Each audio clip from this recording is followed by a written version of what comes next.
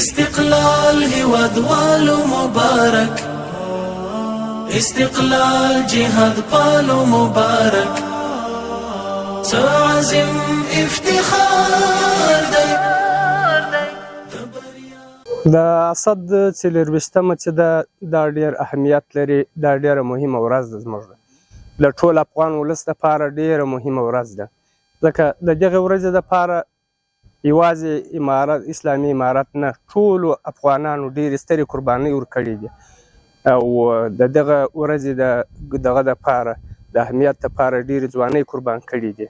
نو دا یو ډېره مهمه ورځ ده د ټول افغان ولس دپاره، خاص بیا د اسلامي امارت دپاره ډېره مهمه ورځ ده. استقلال هیوادوالو مبارک، استقلال جهاد پالو مبارک، څه عظیم افتخار دی.